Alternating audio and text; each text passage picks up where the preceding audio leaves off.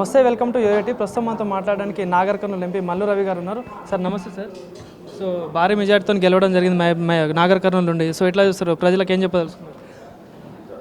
ప్రజలకి నా సంపూర్ణమైనటువంటి ధన్యవాదాలు తెలియజేస్తూ పాదాభివందనాలు తెలియజేస్తున్నాను.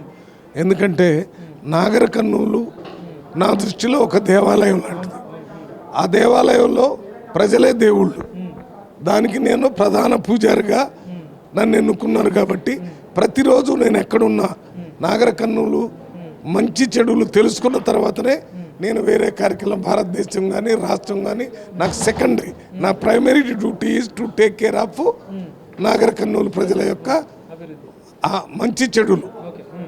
దాన్ని తెలుసుకున్న తర్వాత నేను ఏ రకంగా పూజారి ప్రతిరోజు ఆ దేవాలయంలో పూజ చేసిన తర్వాతనే వేరే పనులు చేస్తాడో ఆ రకంగా నేను మా ప్రజలకి దేవుళ్ళు కాబట్టి వాళ్ళకు పూజ చేసిన తర్వాత నేను వేరే కార్యక్రమాలు. ఎంపీ గెలవడం జరిగింది. పాలమూరు రంగారెడ్డికి జాతీయ హోదా ఇప్పటికీ రాని పరిస్థితి. సో గెలిచారు. సో ఎట్లాంటి ఏమైనా సాధ్యమైతే పాలమూరు రంగారెడ్డి ప్రాజెక్టుకి జాతీయ హోదా కోసం ఎమ్మటే పార్లమెంట్లో పెద్ద ఎత్తున పోరాటం చేయడం జరుగుతుంది. సార్ నిన్న ప్రధానమంత్రి గారు మోడీ గారి ప్రమాణ స్వీకారం జరిగింది. సో ఏం చెప్పదలుచుకున్నారు దాన్ని చూసి? మోడీ గారు ప్రమాణ స్వీకారం చేయటం అనేది ఒక అలయన్స్ గవర్నమెంట్ ఏర్పడింది.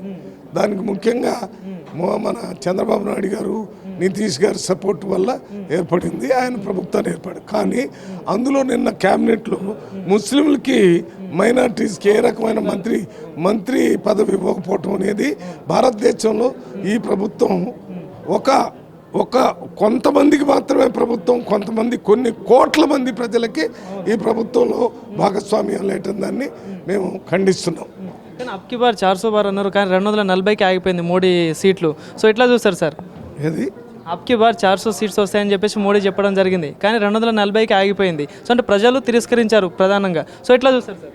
యాక్చువల్గా మోడీ బీజేపీ ప్రభుత్వాన్ని ప్రజలు తిరస్కరించినటువంటి ప్రభుత్వానికి ఇక్కడ ఆంధ్రప్రదేశ్ నుంచి ముఖ్యమంత్రి, అక్కడ బీహార్ నుంచి ముఖ్యమంత్రి ఇద్దరు సపోర్ట్ చేయటం వల్ల అక్కడ ప్రభుత్వం ఏర్పడింది. లేకపోతే అసలు ప్రభుత్వమే ఏర్పడేది కాదు. వాళ్ళిద్దరు కూడా సెక్యులర్ డెమోక్రటిక్ గవర్నమెంట్గా ఏర్పడాలంటే కాంగ్రెస్ పార్టీ సపోర్ట్ చేసినట్టయితే ఏర్పడేది. వాళ్ళు సెక్యులర్ డెమోక్రటిక్ గవర్నమెంట్ సపోర్ట్ చేయలేదు.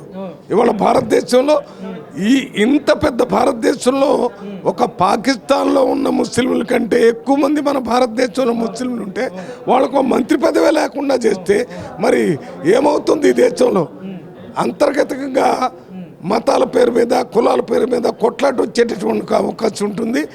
వెంటనే దీన్ని సరిదిద్దాలని మేము డిమాండ్ చేస్తున్నాం.